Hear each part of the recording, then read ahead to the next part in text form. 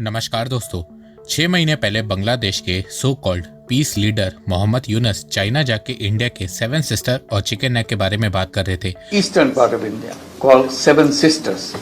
They are landlocked country, landlocked region of India. They have no way to reach out to the ocean. We are the only guardian of the ocean. America ने भारत पे ज्यादा tariff लगा दिया था, उसका मजाक बना रहे थे। So India this- got much higher. much higher. So I was even saying that probably very soon Indian industries will come and set up their industries in Bangladesh because it's so much cheaper here. पर अब यही मजाक बांग्लादेश पे भारी पड़ गया है। As the Bangladesh Textile Mills Association announced the indefinite shutdown of all textile mills from February 1st. Yunus की हरकतों को देख के बांग्लादेश के लोगों को लग रहा था कि बांग्लादेश सुपर पावर देश बन गया है, अब ग्रेटर बांग्लादेश बनने वाला है। पर सिर्फ 6 महीनों में इंडिया ने बांग्लादेशियों को बता दिया है कि वो सुपर पावर नहीं, वर्ल्ड सेकंड सुपर बैगर देश है। पहले पे तो पाकिस्तान है। भारत ने बांग्लादेश की इकोनॉमी को ऐसा चोक कर दिया है। पिछले 36 सालों में बांग्लादेश की ग्रोथ रेट सबसे कम आई है। IMF ने बांग्लादेश को $1.3 बिलियन की भीख दी है। बांग्लादेश में हो रहे हिंदुओं के साथ अपमान और अन्याय का बदला भारत ने लेना शुरू कर दिया है। सबसे पहले तो भारत ने बांग्लादेश को क्रिकेट वर्ल्ड कप से बाहर कर दिया है और अब भारत सरकार और अडानी मिलकर बांग्लादेश की इकोनॉमी को चोक और डिस्ट्रॉय करने का प्लान कर रहे हैं। अडानी किसी भी दिन बांग्लादेश की बिजली काट सकता है, जिससे बांग्लादेश में पावर क्राइसिस आ जाएगी। वहीं मोदी जी बांग्लादेश इकोनॉमी की रीढ़ की हड्डी टेक्सटाइल इंडस्ट्री को बर्बाद करना शुरू कर चुके हैं। तो मोदी और अडानी का मास्टर प्लान क्या है, आइए जानते हैं। पर उससे पहले आप लोग चैनल को सब्सक्राइब करना बिल्कुल भी मत भूलिएगा। सबसे पहले जानते हैं कि अडानी कैसे बांग्लादेश में पावर क्राइसिस शुरू कर सकता है। आज के समय बांग्लादेश में इलेक्ट्रिसिटी शॉर्टेज हो रखी है। बांग्लादेश इलेक्ट्रिसिटी गैस, कोल और ऑयल से जनरेट करता है और ये सब बांग्लादेश बाहर के देशों से इंपोर्ट करता है। 2024 से बांग्लादेश में पॉलिटिकल क्राइसिस चल रही है, जिसके चलते उसका फॉरेन रिजर्व कम होता जा रहा है। बांग्लादेश में डॉलर शॉर्टेज हो रखी है, जिसके चलते बांग्लादेश इलेक्ट्रिसिटी जनरेट करने के लिए प्रॉपर फ्यूल नहीं खरीद पा रहा है, जिसके चलते बांग्लादेश में इलेक्ट्रिसिटी की शॉर्टेज हो रखी है। अब अडानी कैसे बांग्लादेश में पावर क्राइसिस शुरू कर सकता है, बताता हूँ। बांग्लादेश 15 से 17% इलेक्ट्रिसिटी इंडिया से इंपोर्ट करता है, जिसमें से 8 से 10% अडानी के पावर प्लांट से आती है। अडानी पावर ने 1600 मेगावाट का इलेक्ट्रिक पावर प्लांट झारखंड में बनाया है।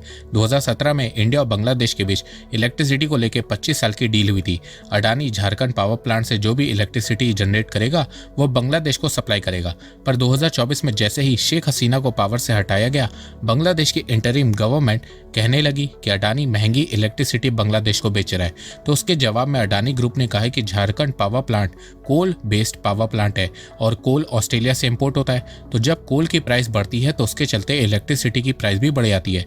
मिड 2025 तक अडानी का बांग्लादेश के ऊपर $2 बिलियन का बिल था, जिसमें से बांग्लादेश ने $1.6 बिलियन पे कर दिया है। पर अभी भी 500 से 900 मिलियन के अराउंड पेमेंट ड्यू है। अडानी ने कई बार बांग्लादेश की इंटरिम गवर्नमेंट को ड्यूज क्लियर करने को कहा है, पर ड्यूज क्लियर नहीं हो रहे हैं। अडानी ने अभी तक बांग्लादेश की पावर सप्लाई रोकी नहीं है, पर इस साल अडानी ये कर सकता है, क्योंकि अडानी पावर का ड्यू बढ़ता जा रहा है और बांग्लादेश से पॉजिटिव रिस्पॉन्स भी नहीं आ रहा है। अडानी पावर इलेक्ट्रिसिटी कट की वार्निंग पहले दे चुका है और 2026 में अडानी बांग्लादेश की बिजली काटना शुरू कर सकता है, क्योंकि अडानी पावर प्राइवेट कंपनी है, फ्री में बिजली नहीं देगी। तो उस केस में बांग्लादेश में लोड शेडिंग बढ़ेगी, specially Dhaka industrial zone garment factories में पीक आवर्स में 2 से 4 घंटे एक्स्ट्रा पावर कट होगा, जिससे बांग्लादेश के टेक्सटाइल सेक्टर को हैवी लॉस होने लगेगा। Bangladesh already electricity shortage face कर रहा है। एक्स्ट्रा फ्यूल खरीदने के लिए बांग्लादेश के पास पैसे नहीं है। तो अगर अडानी ने बिजली काटी, बांग्लादेश में पावर क्राइसिस खड़ी हो जाएगी। अब कुछ बांग्लादेशी बोलेंगे कि हम चाइना से बिजली ले लेंगे। तो देखो, चाइना से बिजली लेने के लिए बांग्लादेश को पहले इंफ्रास्ट्रक्चर बनाना पड़ेगा। बांग्लादेश चाइना का बॉर्डर पास में नहीं है, तो इंफ्रास्ट्रक्चर बनाने में 1 से 2 साल लगेगा। तब तक अडानी बांग्लादेश की इकोनॉमी को डैमेज कर चुका होगा और 2026 में ये होगा ही। अडानी बांग्लादेश की बिजली काटेगा और उससे बांग्लादेश में पावर क्राइसिस बढ़ेंगी, जिससे टेक्सटाइल मिल्स बंद होंगी। ऑलरेडी बांग्लादेश में textile mills power shortage, political crisis के चलते बंद हो रही हैं। अडानी इस रफ्तार को और तेज कर देगा और फिर बाकी की कसर इंडियन गवर्नमेंट पूरा कर देगी। 2024 तक बांग्लादेश टेक्सटाइल में इंडिया से बेटर परफॉर्म कर रहा था और एक्सपोर्ट में इंडिया तक को बीट कर दिया था, क्योंकि बांग्लादेश में इंडिया के मुकाबले लेबर कॉस्ट कम है, पावर कॉस्ट कम है, जिससे फैक्ट्री सेटअप करना इंडिया से चीपर है। बांग्लादेश में एक टी-शर्ट को बनाने की कॉस्ट $1.7 है, वहीं इंडिया में $1.9 है। पर 2024 से बांग्लादेश में पॉलिटिकल क्राइसिस हो रखी है।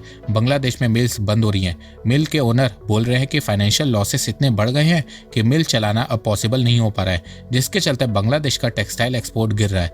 2024 तक बांग्लादेश भारत से $1 बिलियन ज्यादा एक्सपोर्ट कर रहा था, पर 2025 में इंडिया का टेक्सटाइल एक्सपोर्ट $45 बिलियन पहुंच गया और बांग्लादेश का गिर के $37 बिलियन पे आ गया। कई एक्सपर्ट के मुताबिक अगर बांग्लादेश का एक्सपोर्ट 1 से 3 बिलियन डॉलर गिरता है तो इससे बांग्लादेश में 1 से 2 मिलियन यानी कि 20 लाख लोगों की नौकरियां खतरे में आ जाती हैं और बांग्लादेश की जीडीपी को 1% का लॉस होता है। तो जहां बांग्लादेश का लॉस हो रहा है वहीं भारत को फायदा हो रहा है। 2025 में इंडिया के टेक्सटाइल सेक्टर में 6,000 करोड़ रुपए की इन्वेस्टमेंट आ चुकी है। फाइनेंशियल ईयर 2025 में इंडिया का टेक्सटाइल एक्सपोर्ट 7% इंक्रीज हुआ है और आने वाले 5 सालों में इंडिया का टेक्सटाइल एक्सपोर्ट तेजी से और बढ़ेगा और 2030 तक $100 बिलियन तक पहुंच जाएगा और बांग्लादेश का एक्सपोर्ट 40 पे ही टिका रहेगा। भारत का टेक्सटाइल एक्सपोर्ट इसलिए बढ़ेगा क्योंकि भारत ने यूरोप के साथ फ्री ट्रेड एग्रीमेंट साइन कर लिया है, जिसके चलते भारत के टेक्सटाइल प्रोडक्ट पे टैरिफ 12% से कम होकर 0 हो जाएगा। यूरोप बांग्लादेश पे लीस्ट डेवलप्ड कंट्री के चलते टैरिफ चार्ज नहीं करता है, जिसके चलते बांग्लादेश यूरोप में ज्यादा एक्सपोर्ट कर पाता है। पर अब भारत के प्रोडक्ट पे भी टैरिफ 0 हो जाएगा, जिसके चलते इंडिया के प्रोडक्ट भी बांग्लादेश जितने सस्ते हो जाएंगे और क्वालिटी में उनसे बेटर होंगे, जिसके चलते यूरोप में इंडियन प्रोडक्ट ज्यादा बिकेंगे और इससे इंडिया का टेक्सटाइल एक्सपोर्ट बढ़ेगा। यूरोप हर साल $250 बिलियन टेक्सटाइल इंपोर्ट करता है, भारत का शेयर इसमें 4% है। 2030 तक 10% हो जाएगा। इसके अलावा भारत सरकार ने टेक्सटाइल सेक्टर में PLI स्कीम लॉन्च कर दी है। बांग्लादेश से कंपनीज जा रही हैं, साथ में कई कंपनीज चाइना से डाइवर्सिफिकेशन कर रही हैं और अब इंडिया यूरोप का FTA भी साइन हो गया है, तो बहुत सारी कंपनीज इंडिया में आ रही हैं और इसकी शुरुआत भी हो गई है। इंडिया यूरोप की ट्रेड डील से सिर्फ बांग्लादेश को नुकसान नहीं होगा, चाइना को भी होगा। आज के समय इंडिया टेक्सटाइल एक्सपोर्ट में 3rd पोजीशन पे आता है। नंबर 1 पे चाइना है, जिसका टेक्सटाइल एक्सपोर्ट $300 बिलियन है। 2030 में चाइना नंबर 1 ही रहेगा, पर उसका एक्सपोर्ट $300 बिलियन से कम होकर 240 से 250 बिलियन डॉलर पे आ जाएगा। इंडिया 3rd पोजीशन से 2nd पे आ जाएगा और उसका एक्सपोर्ट $45 बिलियन से बढ़ के $100 बिलियन पहुंच जाएगा।